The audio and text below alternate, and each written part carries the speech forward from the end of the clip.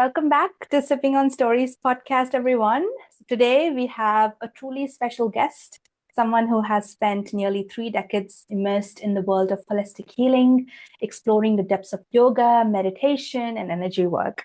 Bodhini is a seasoned wellness practitioner, a holistic therapist, a yoga and meditation guide. And she's also a founder of Bodhi Aspirations, where she creates healing spaces both in person and online to help people reconnect with their authentic selves. She's also the visionary behind The Art of Being Human, the online sanctuary, a space dedicated to self-discovery through yoga philosophy and mysticism. And what I love about Bodhini's journey is that it's not only about wellness, it's also about uncovering mysteries of being human and finding meaning in our experiences. So with that, Bodhini, welcome to Sipping on Stories podcast. I am so excited to have this conversation with you. How are you feeling today? Thank you for having me. Yeah, I'm feeling really excited to be here. Awesome. Also tell us where you're joining us from and what is the choice of beverage today you've got with you? So I'm joining you from Hertfordshire in the UK, which is just north of London. And I have my favourite rose herbal tea with me this morning. Oh, I love it. Awesome. I'm so glad and grateful that, the online world, the virtual world allows us to connect with any part you are in the world. It doesn't matter, but it's such a blessing to be, connected with you today. So, Bodhini, I have been so fascinated with your holistic wellness journey, and we also have connected before this, but not many 15-year-olds dive into yoga and meditation, but yet for you this became a lifelong path. So what initially called you to these practices, and how has your understanding of them deepened over the years? Well, I think the practices have always found me rather than me looking for them, which has been beautiful and a really surprising journey along the way because it's taken me in lots of directions that I never imagined possible and would never have seen myself going. But at 15 years old, I was suffering a lot with anxiety and maybe even a bit of depression now looking back because I was being really bullied at school and I was sort of very sort of shy, quiet, small introverted child and, took things that people said really to heart. So my self-worth was really low and I just didn't want to be here, to be honest. And I was having counselling and that was really helpful. But then one day, a kid at school, her dad was a transcendental meditation teacher, and he was just chatting to my mum. My mum saying, how worried she was about me, and he just suggested that I try his classes. And Mm. I don't even know if we knew what meditation was, to be honest, but I think we were so desperate to try anything that it was like, yeah, sure, give it a go. And I turned up. It was a course that happened over a series of months. And I just loved it from the very first session. It was just like a homecoming, a returning to something that on some level I felt I had maybe done before. It just felt natural to meditate, and the benefits of it were really visible and felt, Mm. not just by me but by people around me within weeks. Yeah. So It what? was really powerful. Yeah, I get that. And what kind of changes did you, see happening around you and those who noticed? Yeah, I think I personally noticed that I wasn't as reactive to some things as I had been previously. Things that maybe would have upset me or caused me to be more anxious didn't seem to as much, if at all. I noticed that my memory was better because at the time, it was what we have here, GCSE time, exam time. So obviously there was a lot of studying to do, and when I was stressed, I couldn't focus, I couldn't concentrate, I couldn't remember so much, and then all of a sudden, um, I would I would just be able to remember things that I would have previously struggled to retain, and just everything felt clearer and easier, and I just felt much better in myself. And um, I think people around me noticed that I didn't seem as stressed. I seemed more relaxed, even more confident, because I wasn't stressing about stuff. That's so Yeah, beautiful.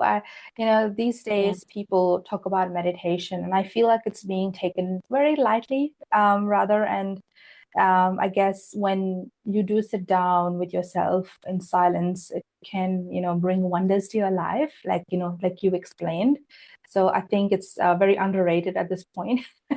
So, or Mhm. even overrated, sorry, it's overrated, I think, but the kind of change it brings in one's mind, body, and soul is so much. So I think, yeah, I think that's a perfect example that you put there. So that's amazing. And um, so, I also love that you, you've had such a dynamic career, from hands-on therapies to creating immersive healing spaces online and in retreats. So what inspired, the shift, and how do you see people's needs for healing, changing in today's world? I think because I found the benefits so much in learning all of the practices and having spaces myself to go to where, I'd be held by an experienced teacher, facilitator, guide, and how much having those refuges in a world that really is very much the opposite of any kind of sanctuary or safety or calmness.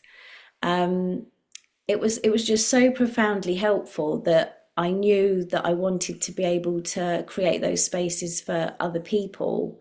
And like you said, I worked for a long time in the wellness industry, particularly in the spa, starting as a junior therapist and working my way up to, trainer, manager, spa owner, studio owner.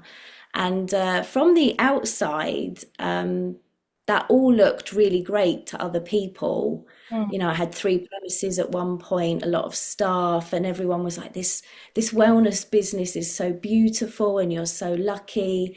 But I wasn't actually getting any benefits from it in terms of my own wellness. I wasn't able to kind of continue so much on my own journey because of the pressures and the responsibility of having something that mm, size.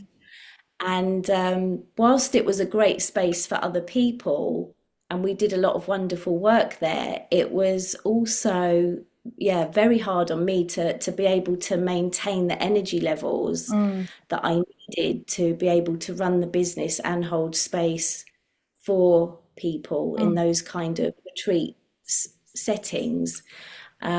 So I decided to leave all that behind and become more free spirited, I guess, and move around, create lots of different spaces in different areas where people could come. But I didn't have the kind of responsibility or pressure anymore of having all those premises bills and staff to pay. And I think that's really been freeing for me in terms that as a facilitator, you really can only hold space for the amount that you've Mm. kind of done for Yeah. yourself. If you know what I mean, like you can only go as deep with other people as as the time as the depth you've gone within yourself, and you have to allow time and space for that. And it's very difficult when you're running a full-time business. So there was an element of kind of sacrifice, but in a good way, I feel. Because I see a lot of facilitators, especially a lot of my clients are facilitators, and I see them going through what I went through, where you're running around like a headless chicken Mm. to make ends meet, and your own spiritual and wellness journey gets sacrificed as a result. Yeah. But then you can't you can't go any deeper with people because you're not able to go there yourself. You really need to be able to continue having time and space to work on and through your own stuff. Yeah, absolutely. And I think, and I do appreciate that, that's not going to be a possibility for everyone, but I think especially for facilitators, it's really important to um, find a way of balancing it because it can become very unbalanced when Mm. you're in business. Yeah. And there's been a massive shift since the pandemic as well in what people need and require. A lot of people were hesitant to come back into group settings for a long time. I still have, even now, 5 years later, people that will only come for one-to-ones All right. because of the impact that COVID had on them. They're just still too anxious to go into group spaces. And we're 5 years down the line, and people are still quite traumatized by Mm. it, which I don't think anyone imagined. But people just can't relax and feel safe in some public spaces anymore, whether it's not necessarily because of a virus or germs, but also sometimes there was so much uh, division in opinions about how everything was playing out and a lot of Yeah. aggression. And I think people don't feel emotionally safe in some Mm. spaces either. So there is still a lot of navigating the repercussions, the ripples of what happened in those couple of years. Yeah. And it has changed everything in how people book to come to retreats, how often they'll show up, and obviously with the ongoing kind of economic crises that we're experiencing all around the world, it's we need these spaces more than ever, but there's sometimes issues or resistance to actually showing up or being able to access them. So it's an ongoing battle in many ways of how do I make this completely accessible and safe and helpful to people. Yeah, absolutely. I agree with the point you mentioned about how people are, behaving differently, and they don't feel emotionally safe anymore, especially after the pandemic. And this is what I was going to ask you, like, what kind of changes did you actually see, pre and post pandemic in terms of the kind of healing or kind of emotions people were feeling? Is it, as you said, as it has created more, a more of a kind of a void emotionally for people. So do you see people coming more, after the pandemic, especially with, trauma and gone through a trauma because of the pandemic? And so what kind of shift have you Yeah. seen there? Well, I think because the lockdowns made people, if they were unable to work, it made them stop, Mm. and all their routines were gone. The things that they relied on to distract themselves from maybe their mental and emotional issues, their relationship problems, all the distractions were gone. And some people would be obviously in isolation because maybe they lived on their own. Other people were having to actually spend time with their families to a much greater extent than they were used to. And so I think it was a bit like a pressure cooker just for a lot of families and individuals, where after a certain amount of time of being in such confinement with each Mm. other, the lid kind of blew off Yeah. and a lot of things came to the surface. The increase in divorces amongst my clients after lockdowns was next level. Oh my. I mean, it was literally almost like every week someone was saying, I can't come to sessions anymore because I'm getting divorced. I'm going from a two income household to a one. And obviously, all those things are time consuming. People had to get extra jobs to accommodate for the fact they were no longer living with a spouse, Yeah.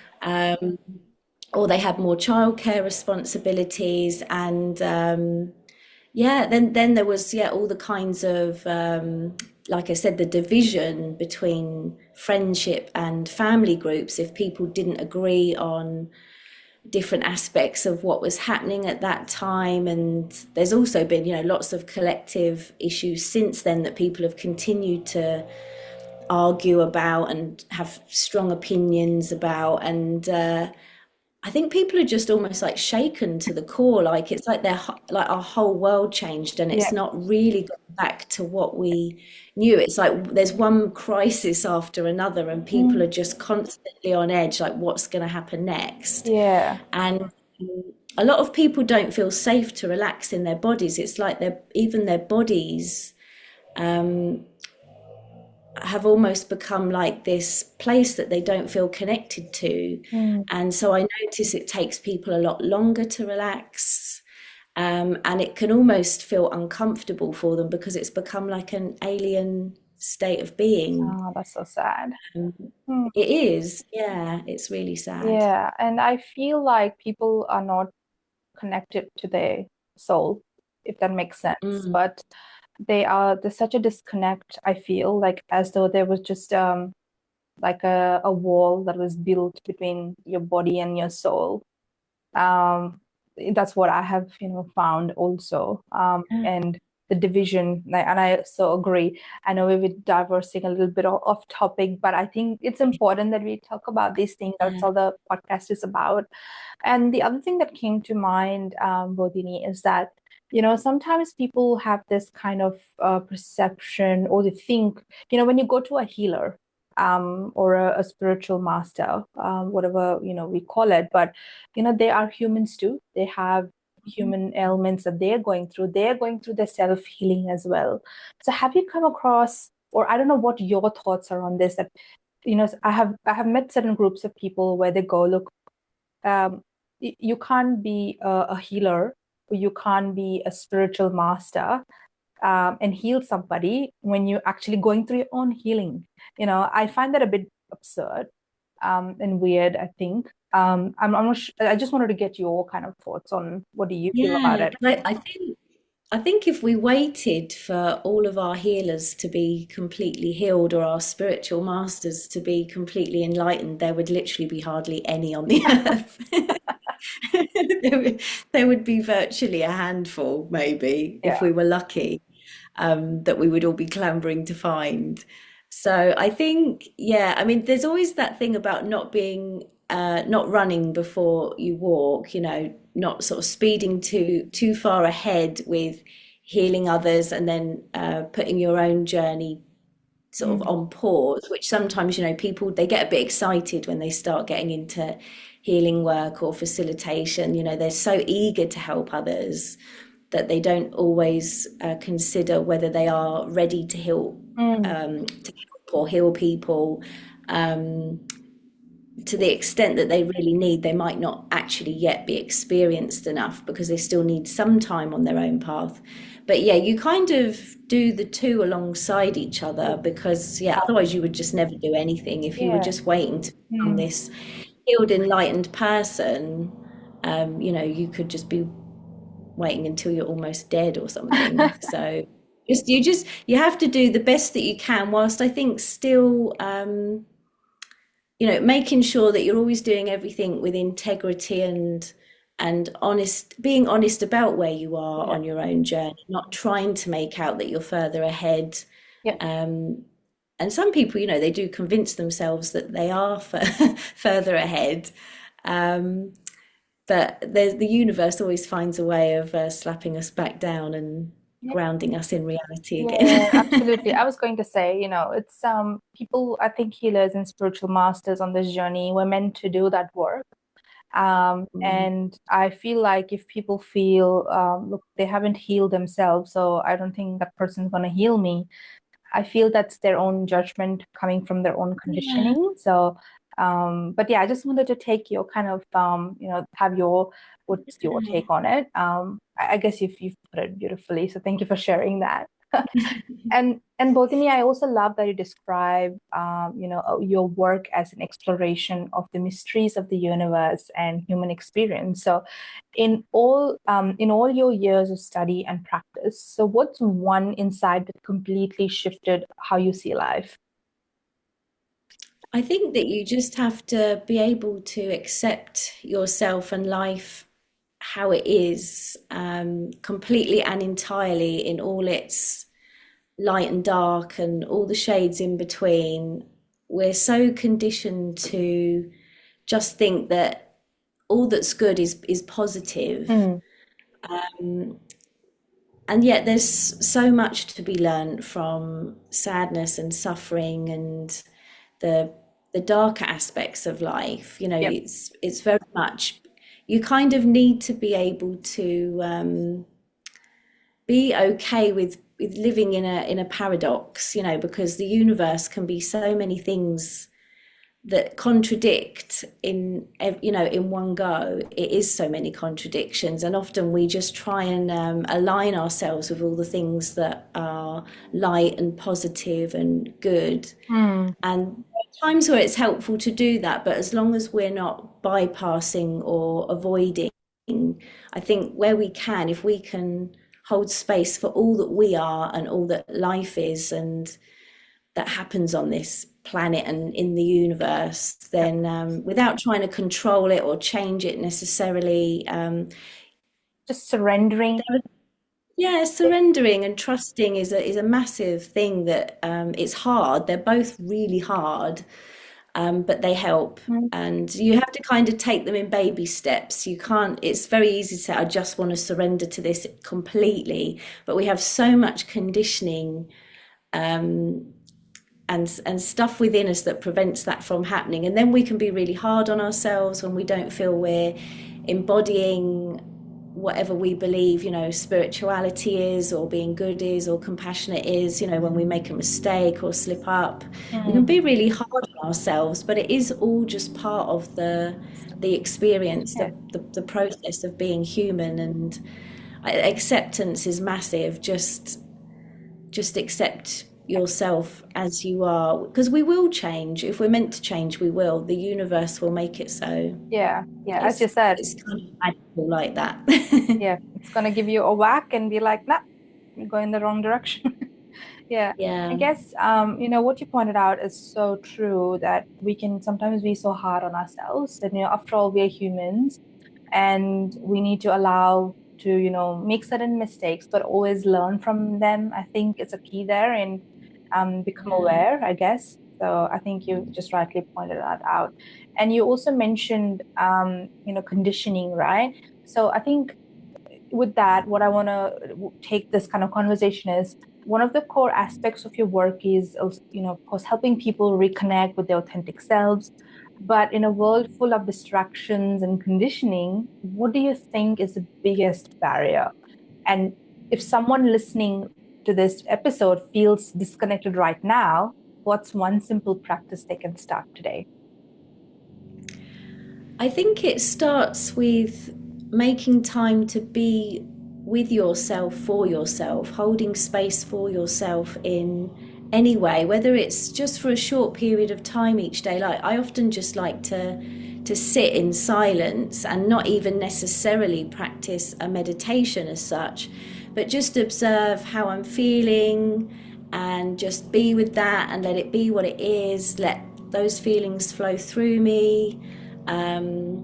Being out in nature helps massively. It Mm. really does. So if you can spend time just grounding outside in nature and just allowing yourself to be without any distractions, because sometimes people, I'll often say, why don't you spend some time on your own, even if it's just 15 minutes walking through the woods, and they'll spend 15 minutes with a podcast in or something, to distract them whilst they're out in nature. And it's like, no, just literally like put your phone away, have nothing on around you, and just simply be. Just rest, relax, wander Mm. without a kind of goal or aim. Let it be an unproductive time Yeah. where you are just you as you are, and really get to know and feel yourself in that time, because we really don't. We just rush through each day and don't give ourselves time to simply Yeah. be. And I think in a world where we're not encouraged to live authentically, because there's always this pressure to produce, just to meet our basic survival needs. A lot of people are just doing that. They're surviving rather than living or thriving. And you just don't get any time or space to be yourself as yourself. And I think it starts to get easier when you can allow yourself that time, even if it's just like 10 minutes a day, where there's no agenda or goal or aim. You're just being there for yourself. It's really simple, but it can be really powerful. Yeah, I agree. And that's so beautiful. I feel like in this busy lifestyle, we all are rushing every day. that you've got kids, you've got work, you've got, you a house to look after, families. There's so much going on, and and then you have this kind of emotions that you need to deal with. And the outside world, right? Of course, you've got this, sometimes you have to go through a pandemic, and unwarranted things that are coming. With that, what you pointed out, giving some time to yourself is so important, like grounding is so important. But I have also found a lot of my friends and people that I have kind of heard, even in corporate, is that people cannot just stay silent. They can't sit down for 10 minutes and meditate. They're just going to have these random thoughts coming. So what kind of technique would you maybe advise of for our listeners and viewers who find it so difficult to meditate or even to sit silently? What are some of the alternate practices they maybe can embrace? I think one of my favorite and probably is the most simple is to just bring your attention into the center of your chest. Where in yoga we would say, we're focusing on the spiritual heart center. So not the emotional heart or the physical heart, but the place within us where our essence resides. That part of us that's untouchable and is always peaceful and calm and wise and just is there beneath all the thoughts, all the feelings, and just sort of bringing your attention to that space, because then it also diverts your attention away from the head where we associate the mind to be. So even just sort of coming to rest your awareness in that space, and if it helps, placing your hand on the center of the chest to help as like a physical anchor. And just almost imagine that your breath is flowing in and out from your spiritual heart center. And it's just a really gentle way of coming back in touch with your essence, bringing your attention away from the head and the mind where everything tends to feel like it's happening and is busy. And even just, you can even just do it in you're standing in a queue, you're sitting in the car, because you can have your eyes open while you're doing it, but you're just having your awareness right in the very center of your chest, and you're just imagining that your breath is really slowly kind of flowing in and out through that center. Yep. And it just really helps. It's a really simple thing, but it can make such a difference, even, if you're just doing it for a few minutes sporadically throughout the day, or you can do it as a longer seated practice. You can even do it while you're walking. It can become like a walking meditation too. So bringing your awareness down here back to the place where our truth resides, our authentic self is, our essence nature. Because a lot of practices tend to focus on breathing, so then in terms of away from the heart. So people focus on their nose, or some meditations, they're focusing on their thoughts, and their attention's all up here, and that just stimulates the energy and all the flow of thought. So if you bring it down to somewhere lower in the body, but especially somewhere that's more associated with love and compassion and patience, it just brings a different quality to it. Yeah, oh, that's very beautiful. Thank you very much for sharing. And I hope, our listeners and viewers can maybe adapt that and start practicing and see results. And maybe definitely I'm going to try that out. And I personally also feel, for myself is that I cannot, stay quiet and meditate. And I've tried many times, but I still continue it. I continue trying. But I find that there are a lot of thoughts coming in, but one thing I've learned is to just be a witness to those thoughts, and just don't judge yourself harshly and get carried along. Even if you do, just come back. You can always come back. So I think that's I found that very helpful. And also chanting, right? And chanting is something that I can really focus on as well. So I think maybe those can also help. Ready? Yeah. Because meditation isn't a one size fits all. Yes. Some people really just can't sit still. So a moving meditation like walking, Tai Chi, yoga, Mm, Qigong, all those things are great. And in some cultures, like in Japan, things like flower arranging and tea making is considered meditation. The art of calligraphy and painting can be considered a meditation. So I think it's good to be quite open-minded about what yeah. your own practice can look like. And yeah, just remember there's not really a right or wrong way. There's always going to be, sort of ideas around the world about what is the best way to meditate, what is not so great. But Yeah. you have, you just have to go with what works for you because we're all individuals and we need to find our own way. Yeah. Just, just see what makes your soul happy when you're doing it, I Yeah, think. that's it. Yeah. Yeah, because ultimately meditation is a state of being rather than something you do. Yeah. Yeah. So if whatever brings you into that state of joyful being, do that really Yeah. is No. the best thing. Yeah, I love that what you said. You said meditation is an art of being. So I think that's beautiful. So, just do what brings you that really lets you be. So I love that. So, Bodhini, we have talked so much about your wisdom, your healing work, but I'd love to know what's something about you that might, surprise people, maybe a passion or interest outside of your wellness days. It was funny because someone else asked me if I do anything outside of spirituality and wellness, and I actually couldn't think of anything. Other like everything is it's like my whole life is like based on this spiritual foundation.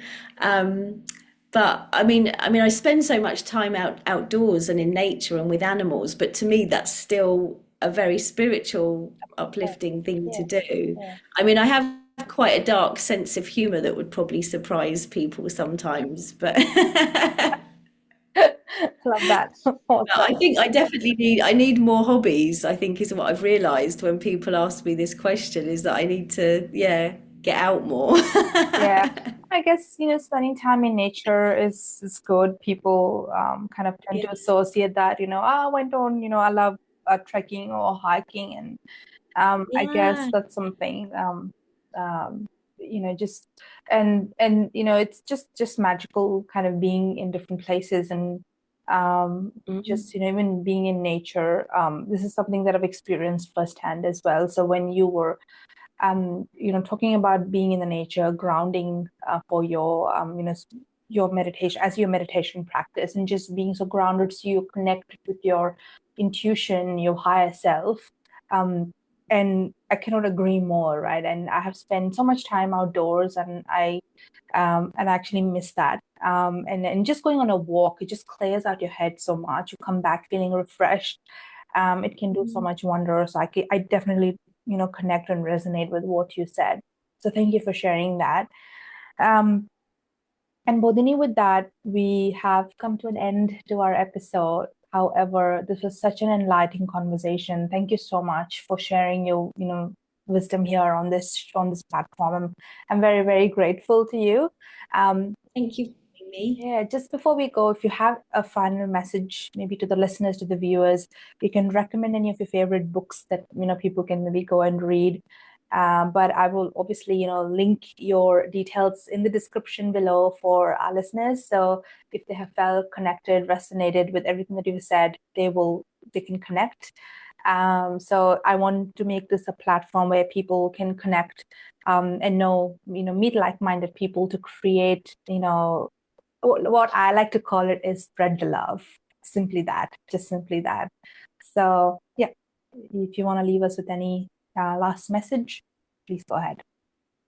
I guess, yeah, I would just say to people, follow your heart, your intuition as best that you can. It can be scary to do that, especially if your intuition's guiding you to do something that's unconventional or not regarded, safe or normal by society standards. But I think this is a great time of change, and I think we all need to be courageous enough to trust our intuition to do the right things that the world needs at this time. So, yeah, just listen to your heart and take a chance, go for it.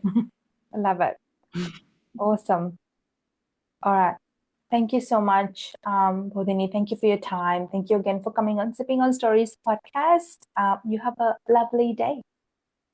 And you, thank you very much.